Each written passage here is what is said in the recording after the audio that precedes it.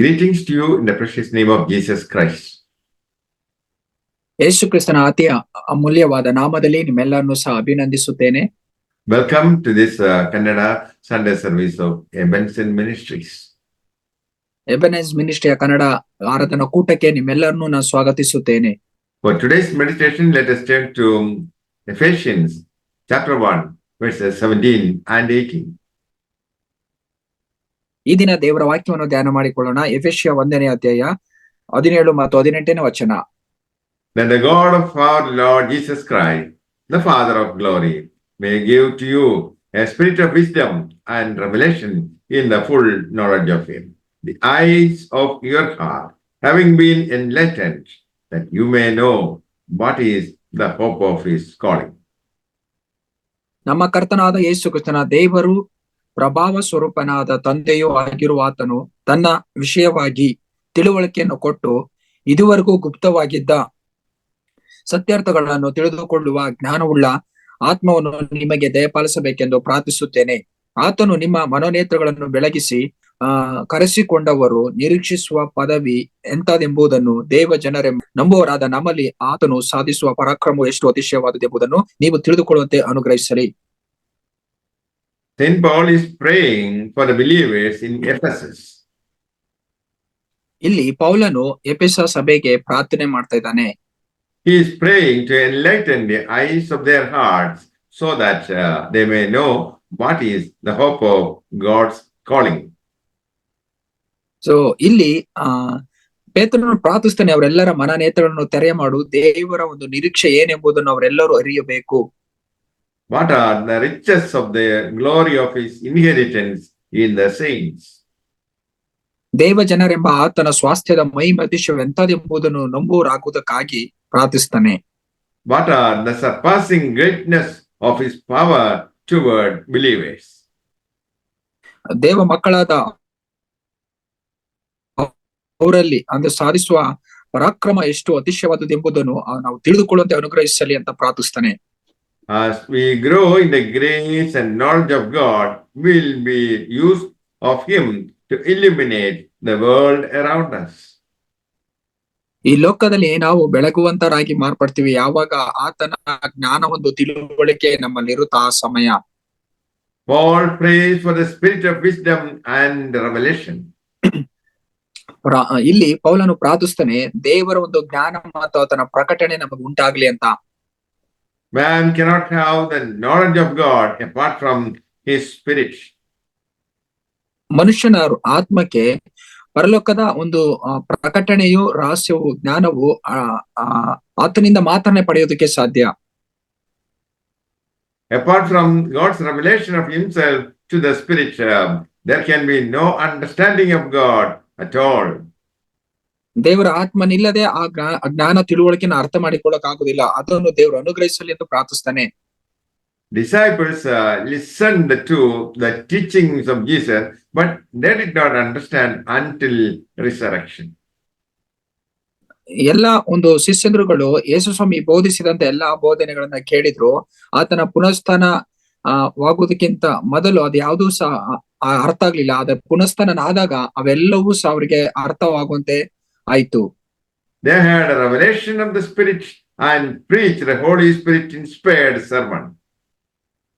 ಅಲ್ಲಿ ಪವಿತ್ರಾತ್ಮ ಪ್ರೇರಣೆ ಉಳ್ಳವರಾಗಿ ಪ್ರಕಟಣೆಗಳನ್ನು ಹೊಂದಿಕೊಂಡು ಅವರ ಸಂದೇಶವನ್ನು ಸಾರಿದ್ರು ಯೇಸು ಕ್ರಿಸ್ತನ ಕುರಿತಾಗಿ.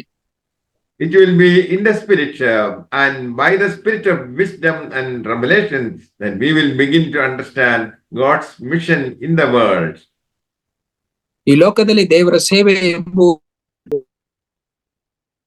ಅರ್ಥ ಮಾಡಿಕೊಳ್ಳುವುದಕ್ಕೆ ಆತನ ಜ್ಞಾನದಿಂದ ಮತ್ತು ಪ್ರಕಟಣೆಯಿಂದ ಮಾತ್ರನೇ ಸಾಧ್ಯವಾಗಿದೆ.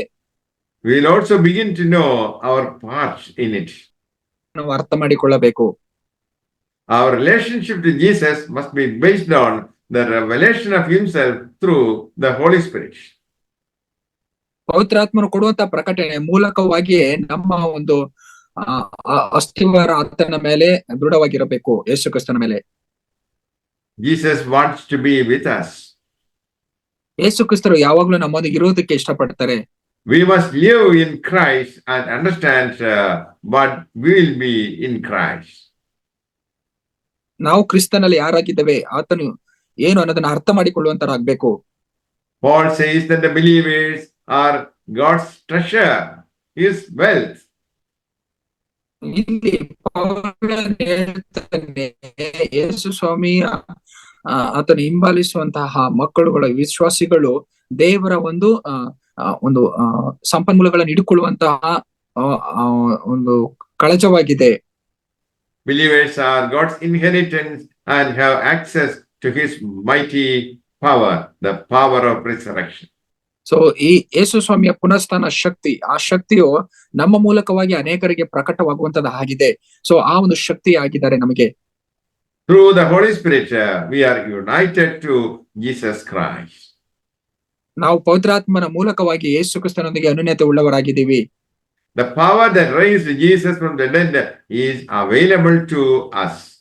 ಈ ದಿನನೂ ಸಹ ನಮಗೆ ಯೇಸು ಕ್ರಿಸ್ತನ ಶಕ್ತಿಯು ದೊರೆಯಲ್ಪಡುತ್ತದೆ. ಆತನು ಮರಣ ಹೊಂದಿ ಪುನಃಸ್ಥಾನನಾದ ಅಂತ ದೇವರು.